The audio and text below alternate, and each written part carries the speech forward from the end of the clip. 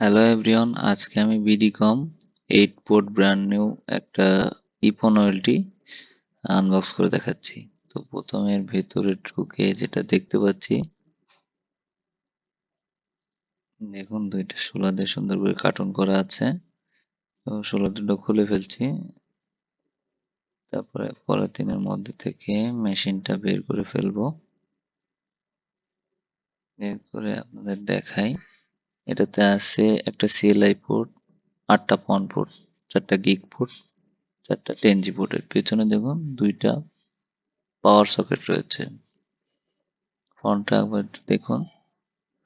এর মধ্যে আমি কি কি পেয়ে যাচ্ছি দেখুন। মাউন্ট করার জন্য দুইটা কান, এর সাথে স্ক্রু আছে।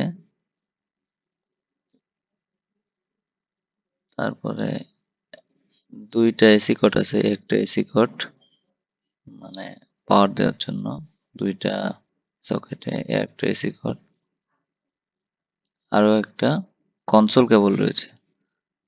তো দেখুন এবার কনসোল কেবলটা কেমন। কনফিগারেশন করার ক্ষেত্রে কনসোল কেবলটা খুবই প্রয়োজনীয়। তো অবশ্যই এর জন্য কিন্তু কনভার্টার লাগে, আপনাকে আলাদা করে কনভার্টার পারচেস করে নিতে হবে। তো এবার আমি এই কনসোল কেবল আমার কাছে যেটা আছে ইউএসবি টু সিএলআই। তো এটা ইউএসবি, এটা সিএলআই, এটা আমি সিএলআই পোর্টে প্লাগ ইন করে দিচ্ছি। সিএলআই পোর্টে প্লাগ ইন করায় আর একটা আমি আমার ল্যাপটপে লাগাই দেব।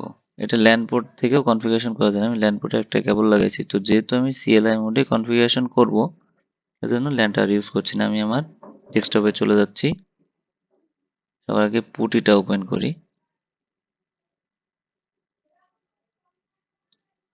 যেহেতু আমি সিরিয়াল পোর্ট দিয়ে করবো, ওখানে সিরিয়াল সিলেক্ট করার আগে আমি ম্যানেজে চলে যাই কম্পিউটারের। এটা আসলে ম্যানেজে ইউএসবির কত নাম্বার কম পোর্টে পেয়েছে সেটা আমাকে অবশ্যই চেক করে নিতে হবে। তো ম্যানেজ থেকে গিয়ে পোর্ট একটা অপশন আছে দেখুন, পোর্ট একটা অপশন, এই পোর্টে কিন্তু আমি চলে যাব। তারপরে কম ফোরে কিন্তু এটা পায়ে গেছে। তো এখানে কম ফোর সিরিয়াল দিয়ে কমন আছে বাই ডিফল্ট, আমি ফোর সিলেক্ট করে ওকে দিয়ে দেবো। এটা আমার কনফিগারেশন করা হয়ে গেছে, সে অবস্থায় দেখাচ্ছে। তো আমি লগ আউট করে আমি নতুন করে ঢুকে দেখাচ্ছি অ্যাডমিন বাই ডিফল্ট, পাসওয়ার্ডও অ্যাডমিন দিয়ে আমি ঢুকে যাচ্ছি। এন্টার করে কনফিগ এনেবল করে নিচ্ছে আগে, তারপরে কনফিগারেশন মোডে যাই।